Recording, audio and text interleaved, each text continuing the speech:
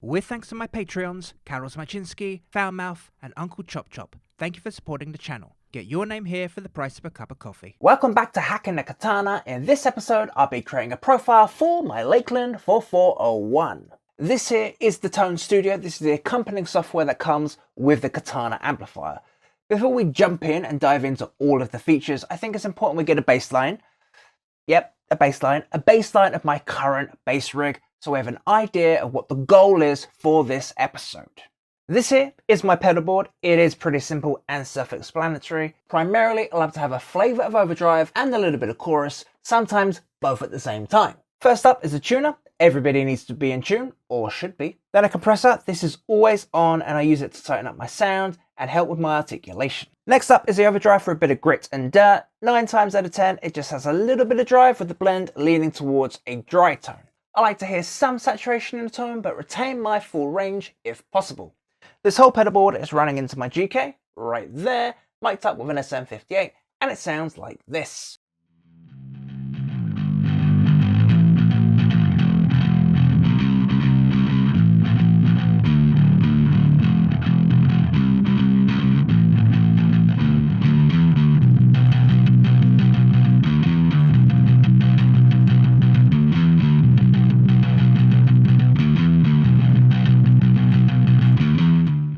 There's the Boss Super Octave 3. I'll come back to this one. We'll come back to it in a minute. Then the last 2 pedals on my board are both choruses.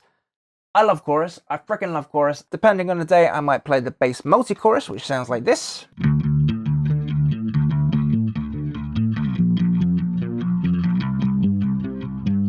Or the Digidelay, which sounds like this.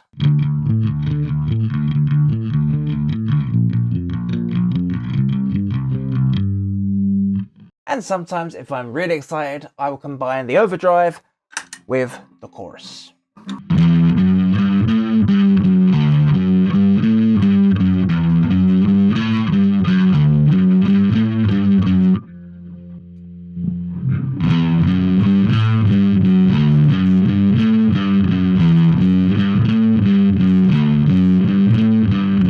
Coming back to the Boss OC3, if you watch my channel regularly, you'll know I love CKY, and I'd love to get that CKY octave sound into my bass rig. Even though the OC3 has a dedicated bass input, it still doesn't sound that good. The tracking just isn't 100% accurate for the bass guitar.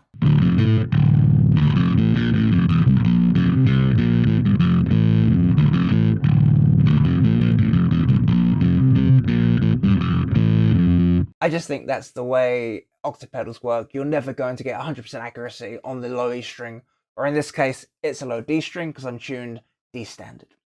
Can we recreate this tone on my Katana amplifier and possibly make it better? Let's find out. Now for the fun stuff. I've unplugged myself from the GK and my pedal board. I'm running into the Katana. The Katana is going into my computer. I'm playing into the Tone Studio, which I am recording locally. And here we are in the Tone Studio. It looks a little bit complicated. It's really not. You'll find all of these controls on your amplifier. That should be familiar. This is a bit like a mix bus or an auxiliary send kind of thing, and these are your profile selections. I've essentially flattened everything on a Katana to 0, apart from this compressor, which is annoying. And we'll start from there as a good foundation. Our second tab here is Chain. This selects the signal path that our effects are going to take. I'm choosing Chain 2. This mirrors what I already use on my effects board. The bass comes in into a compressor, into a drive, effects 1, effects 2, and so on, out the amp.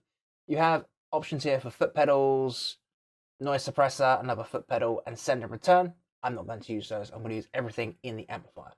So signal chain 2. The only difference is up here is your first pedal. You might have a chorus, and then your drive, and then everything else in your last effects, so like a delay or a reverb or something. So we're not using that, we're using chain 2. If you said to me, Alfie, you have an unlimited budget to choose whatever gear you would like for an amplifier, what would you choose? I think I would pick Ampeg, an Ampeg SVT of some capacity. So with that, I will be picking Vintage. But just to give you a quick idea of what the difference between these two are, I will show you. I'll start with Modern, we'll finish on Vintage. Modern is a bit like your solid state sound, your Gallien Kruegers, your heart keys, that kind of thing. It's very stiff, clean, there's a lot of clarity, it's a really good sound.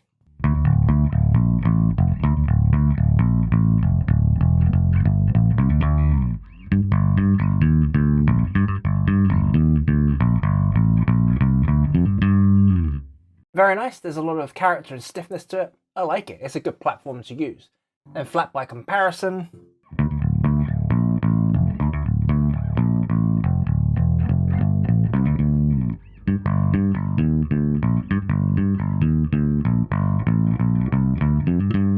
very clean modern sounds. I have no problem with. So they're like warmth. They're very flat and modern and sterile sounding. I'll admit I've never had a tube amplifier. I don't know the best way to operate them. Just kind of going by what sounds right, or sounds gooder, as JHS likes to say. Now, a lot of this might sound stupid. All of these knobs are self-explanatory and make sense. Of course they do, but in the context of a katana, they might mean or do something else. So in the sense of this gain, so yes, I am putting input or saturation into the channel, but is it doing anything else? Like, should it be? So we'll play with that. And the volume, I'll keep the volume there. And we'll play with the gain.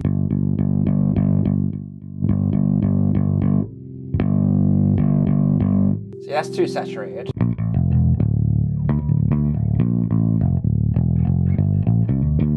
It's cool. There's a little bit of, it's quite dark sounding. I wonder if this shape does anything useful.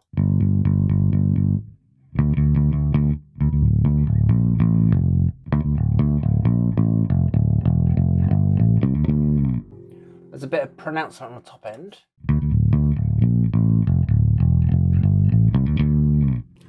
Don't really like that. I like that one. I think that's a bit more pronouncement of the top end. It will probably help to explain that I'm recording directly through the Katana in this program onto Audacity. There is a line out option. I checked it. It sounds a little bit sterile, so it might sound a little bit different to you guys in the final mix compared to the amplifier sitting next to my head. What I will do is, at the end of the video, mic it up properly and compare the direct signal with the sound in the room. We'll try that, see what that sounds like. So bear with me if it sounds a bit sterile, like, well, what's he talking about? It should work out in the mix. We'll see. I like it so far.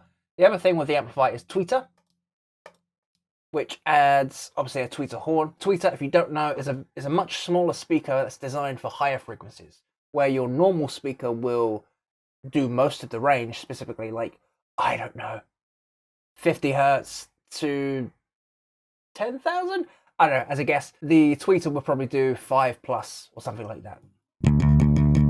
I can hear an accentuation on the top end, a bit more airiness, a bit more string play.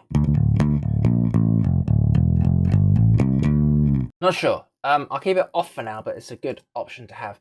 The other thing that's important to realize is it's all very well me crafting the tone that I want, which is fine. If I was in a band, you would have two different sounds. You can't have your loud mid-range tone outshining the rest of the band and vice versa. So you have your home tone or your recording tone, and then you have your band tone. So in this case, I'm kind of modeling the tone I like, but really, if I wanted more clarity, I'd keep the tweeter on. If I was in a band, at the moment, I turn it off just to be a bit more tame and occupy the lower portion of the frequency range. Compressor, okay, this is cool. Limiters are weird. I don't have any experience with a limiter. Okay, the only experience I did have with a limiter was when I was editing, using it as a brick wall limiter. That's it. I don't use it for anything else. I played with it. It doesn't sound right on a bass. So I'm not going to use a limiter. I'm going to go straight to compressor. I'll play through some of the compressors and hopefully we have a winner and we'll see what I come up with. I'm sort of borrowing the settings from my compressor at the moment, which is about halfway sustain and about 2/3 attack. So a quick engaging compressor and half of sustain. Tone is irrelevant. That's just plus or minus the tone, and then level, I've turned it down just to compensate in the room. I don't know if that comes out very well in the mix, but it's basically, I guess you would call it unity. As far as compressors go, it's okay. I'm digging this high band at the moment. This is cool. It says in the manual, this is a compressor that adds an even stronger effect in the high end. That's good. Considering the vintage amplifier by default is a little bit muddy and duller sounding, it's nice to add in some of those overtones somewhere, which is great. We'll get to the EQ part and that might help a bit more, but this is a good start. I'm not digging this decomp. This decomp is based on an MXR Dynacomp.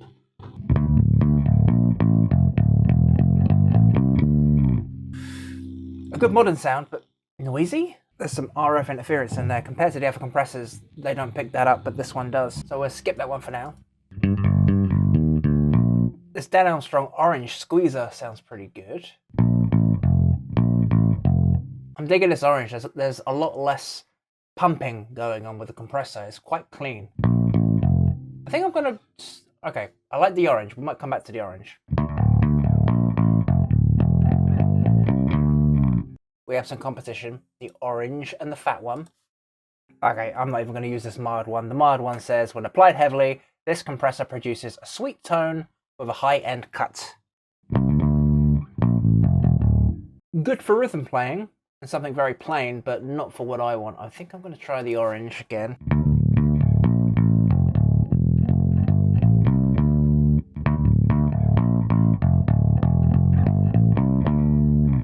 I'm going to stick with fat. Fat is the one for me. Fat.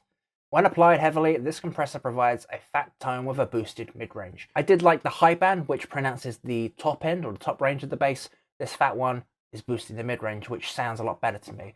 Again, to reiterate, I'm looking for a bit of a mid-range cut. That's kind of where I like my tone. You want to make sure you sound good in the band. If that's the case, I might choose the fat or the orange compressor. But in this case, for me, replicating my tone, I'm going to stick with this fat compressor. The others have their places, but not for my tone.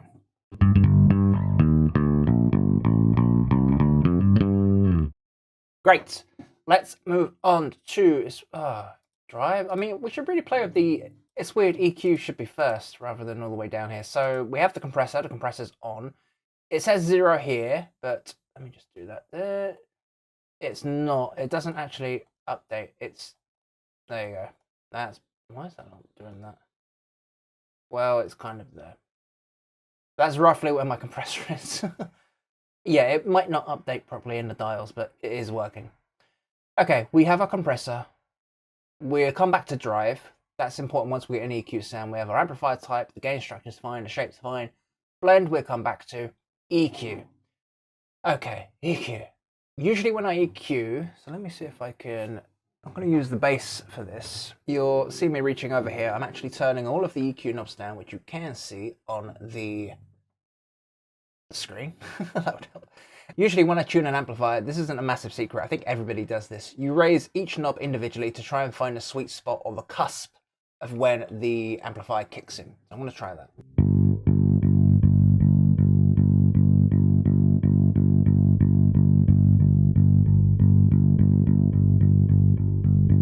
Noisy and annoying. I just need to write this down because we're going to come back to it. We need to make sure we zero everything after we're done. 32 on the bass, we take that out. The point of this technique is to try and find the sweet spot for the amplifier. We'll hear what the amp sounds like. If we don't like that, then we'll start cutting and boosting elsewhere. Now the thing with this is we have a sweepable mid, which is kind of what these two buttons represent. That when you click these, you have different sweepable options. So I'm going to start with this one. I'm going to boost this quite high and then sweep. I've messed about with this one for a few minutes now and I'm not digging how it sounds. So instead of boosting something I do like, I'm going to try and go for this muddy sound and take it out completely. Try that. So let me write this down.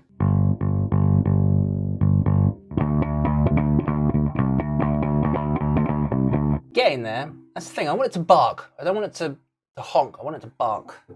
I might go with 400. Yeah, okay. I'll go with that for now. Okay, and then we have treble.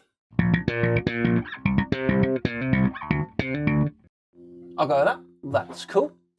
The other thing that's important to know is in the manual for this software and the amplifier, they don't tell you what frequency the bass and the treble knobs are.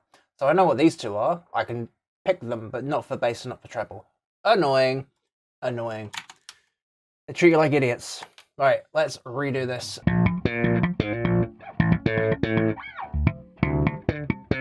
A little bit nasally, a little bit. I want to try and get a harmonic here, so I mean 200.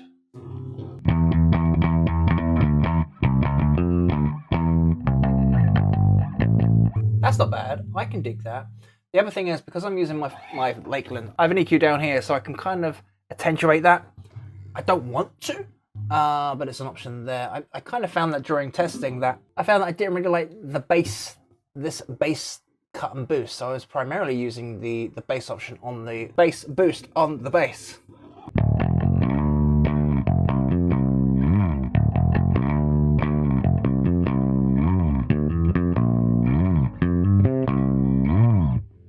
I just tried to save it and ended up overwriting what I'd done, so I've recreated it and now we're saved and we're done and we're moving on. It's now here, 4401 Vintage.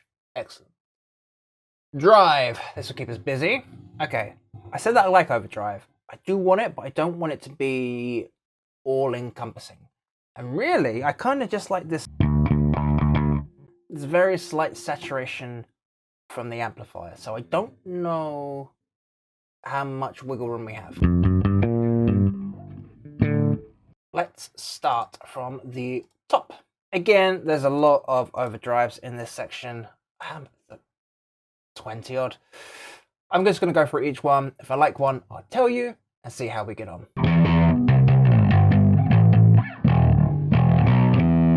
That one's a bit rude. The Guvnor DS. I think this is a take on the Marshall Guvnor Distortion. I really want this one to work because Tim Comerford uses it and it really adds to his sound. So we'll give it a try. It is quite noisy, and this might be a good idea to add the noise suppressor. So I put noise suppressor. We'll keep that. It's not going to hurt, is it, having a noise suppressor? Guvnor.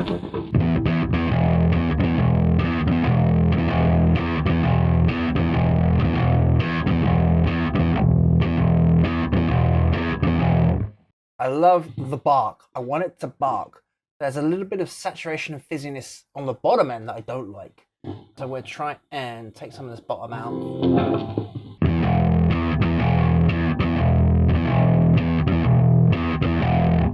Again, I like it. It's just so saturated at the bottom. Try and turn it down and see what we get.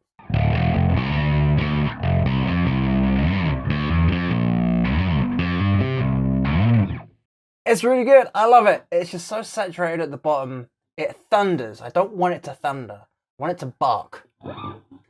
I have to come back to it. I don't love it. I like it. I don't love it. Metal zone. A lot of these metal things aren't going to work. I'm not looking for metal. I'm looking for distortion. Not distortion, fuzz. Not distortion, overdrive. Disgusting.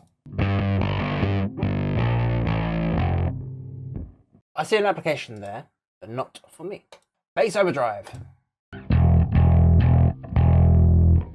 Just too thundery for me. I don't like that too much. Distortion. I'm not looking for distortion. It's fine. Too much for me. It's just too much distortion. The bass MT is a wild, radical distortion sound.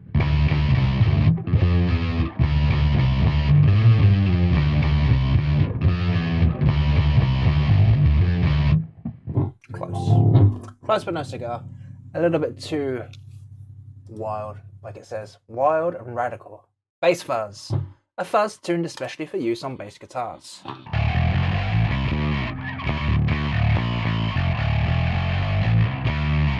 Like I said in my thrash video, fuzz does not give you that speed or accuracy.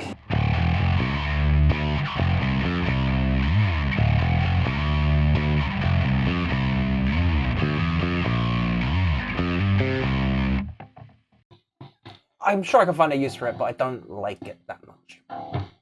Hiband Drive. With this effect, distortion is applied only to the high frequency sounds and not the sound in the low frequency. Okay. Kind of like a blend, isn't it?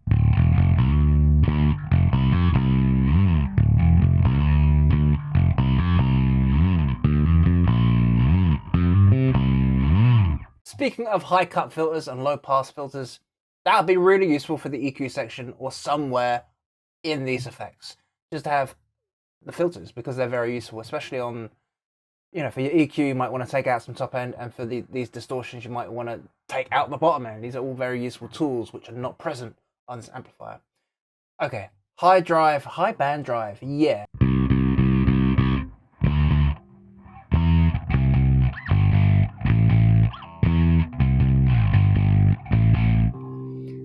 too much bottom.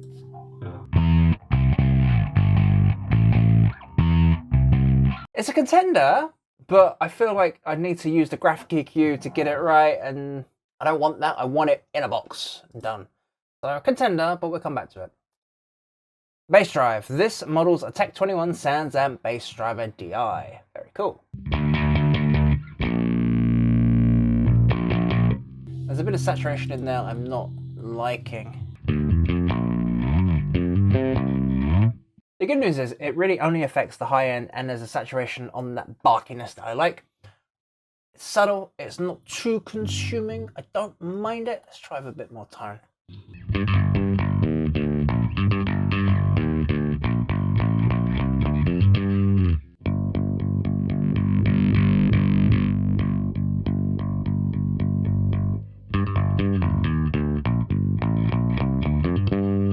Yeah, I like the hint of it there. It's the high band, the bass driver. I tried this last one, which models an MXR bass DI. Don't like that. Do not like at all. Just too fizzy in the mid-tones. I don't like that. Let me just try with that high band.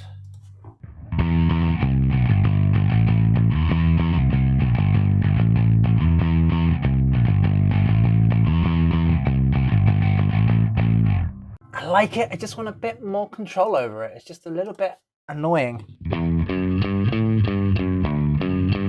It is missing bottom, that's interesting. Again, I'm not happy. I'm just not satisfied with the way these bass frequencies are going. We'll see what we come up with. Right?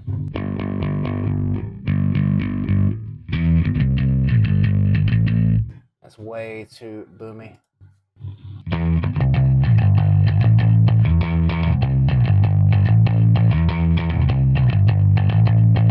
I should explain this. Obviously, I know what a blend is. You guys know what a blend is, but in the context of the Katana, it's a bit confusing. I'm just going to flash this up on screen so it make a little bit more sense. This is the blend parameters, and it just says these are how the dry and wet sounds get together, and you can pause this to just read it. Basically, you turn things on or off, and there's a slope for the filter settings of dry and wet. In the context of the Katana, it doesn't really translate very well. I don't know what I'm trying to achieve here. It sounds like you can turn the EQ on for the drive. It's not very clear. There's obviously a dry signal.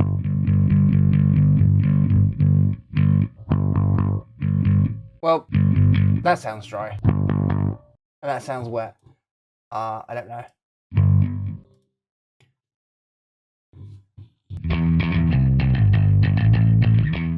Just playing with this a little bit.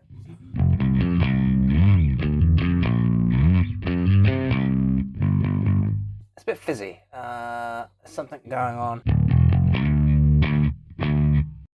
Not sure where the fizziness is coming from. But so far so good. I'm liking the way it sounds. We've done the EQ. It could be better, but we'll see. Now, effects. Like I said, I love chorus. And whilst playing through, I wondered how viable a rotary speaker would be. A rotary speaker is almost like a type of chorus. It's called a Leslie speaker. It's a speaker that spins around like a pizza or a record. It spins around and it modulates the sound. I'll show you. Probably easier than me explaining a spinning speaker. I'm going to turn the drive off.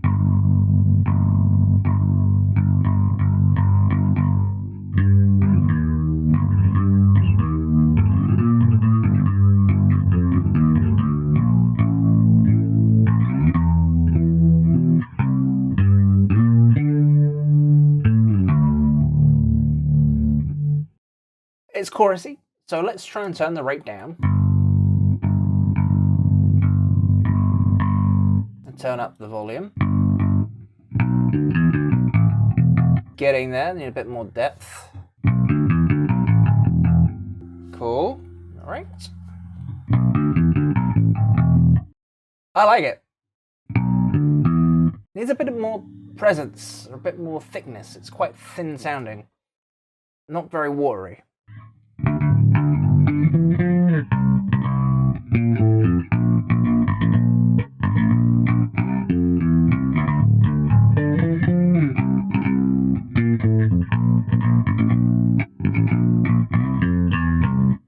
a flange thing going on there. I don't mind it. It's not perfect. We can do better. So let's try a chorus. This is the basic chorus sound.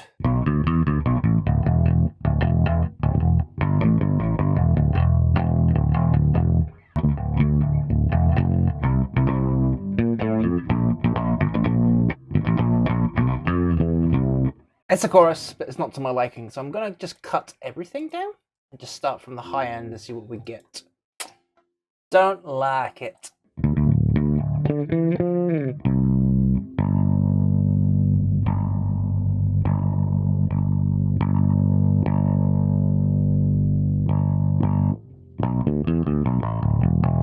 Sounds good, but it's not thick enough. Hence the low one, right? So we'll see. Let's try and add a little bit of a delay on there.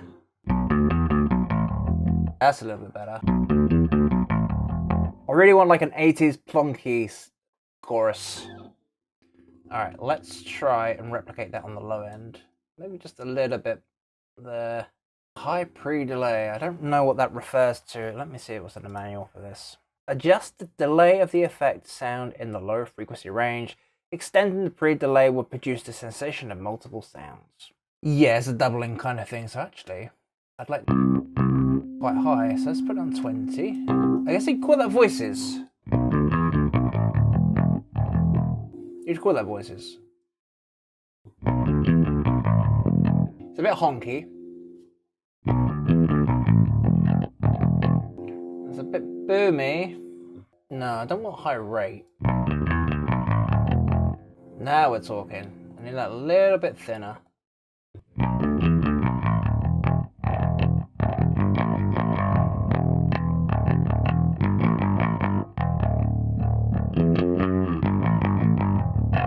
See, I'm not looking for a doubling. I just want it watery. Put the low one as half.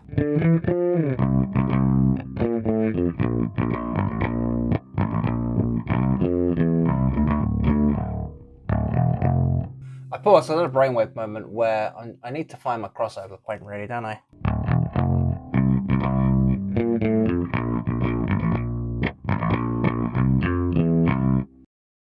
I like this. This is working well.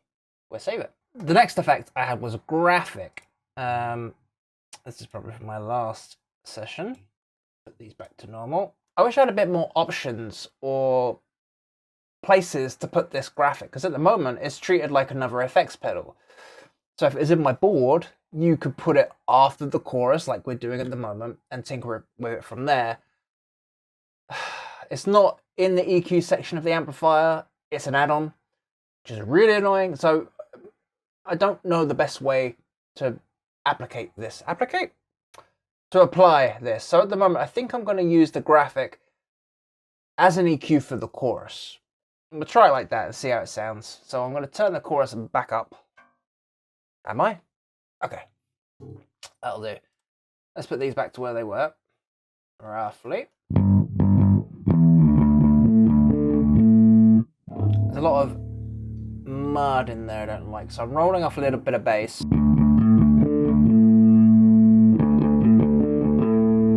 I don't want to play with the way the bass is set up, so I'm going to try and take out some mud from here. We're on the right path.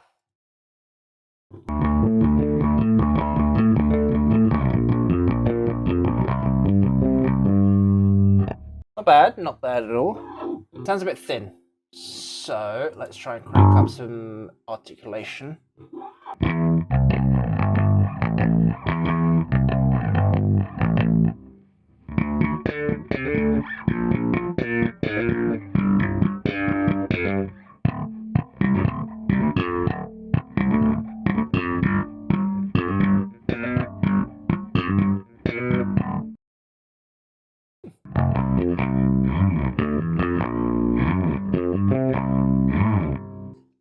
Ow!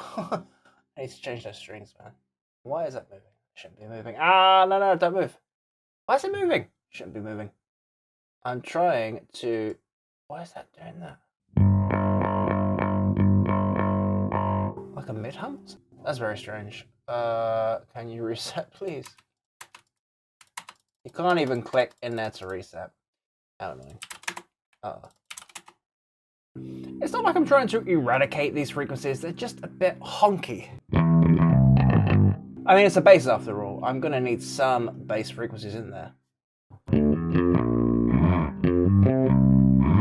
Yeah, I need a little bit more articulation in there, like we tried.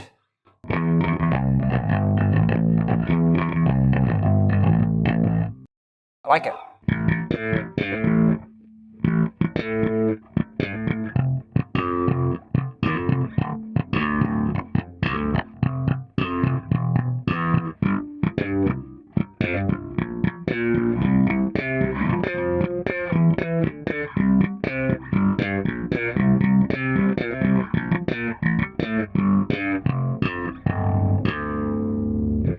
Sorry, that felt really good. I'm going to save this. I like this. Then we have pedal effects. This is if you're going to plug in another modulation pedal, like a wah or something. The options are there. You have your bass wahs, but I don't have a foot switch. Noise suppressor, that's optional. A sign, this is again referring to pedals. So I think we're at the end of the road for our profile. Let's give it a try, I think. Let's mic it up and do an A/B test.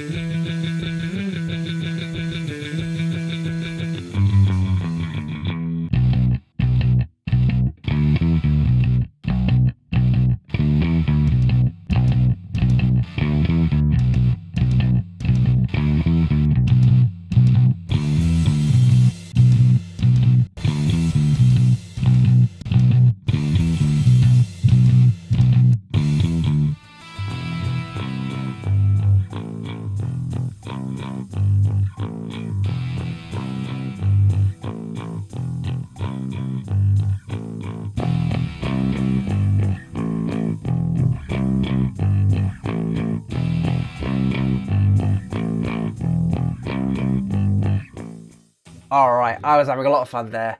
And getting away from myself, I've got tons of footage to now cut through and edit for songs. Anyway, right. In terms of the Tone Studio, I'm extremely happy with how it sounds now. And it feels like each iteration I go through, it gets better and better. And I know what I'm looking for is cleaner and cleaner and just sounds better. I have a previous profile. This profile we made today is more for sitting in the background and holding the low end rather than going all over the bass.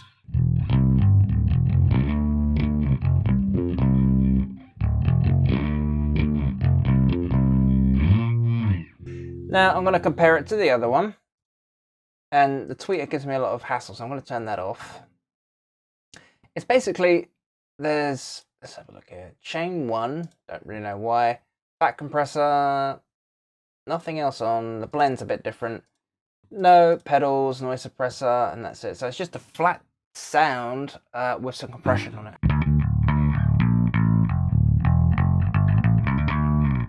Really nice, clear and snappy, and maybe good for articulation or some sort of, I don't know, plectrum play. Clear, snappy, articulate. Cold in a good way. It's good for being front and center in a band, but since my mission for this vintage profile was to be in the back of the band holding the low end, this is fine. We've reached our goal and I'm very happy with that. I can't wait to try this on the other basses and set some other goals to see what else we can do. That's going to be so fun. And like I said, trying to do those starter kits would be a lot of fun as well. Like I mentioned, it's an iterative process. It keeps getting better and better each time I do this, and the sound gets better each time, and I know what I'm looking for and I know what I want. Very happy with that. I still got a bunch of other basses to do this process for my Ibanez ATK 305 and the Fender Aerodyne and a P bass over there as well. I can't wait to do that and to see what else we can get out of this. It's so much fun so far. If you enjoyed this video so far, please like, comment and subscribe, and hit the bell icon down below so you'll be notified when the next video is released. If you have any questions or requests for the katana, let me know in the comments down below and I'll see what I can do. With that, I'll see you next time where we play about with the Fender Aerodyne or the ATK. I haven't quite decided yet, but it'll be fun. Thanks for watching and I'll see you next time.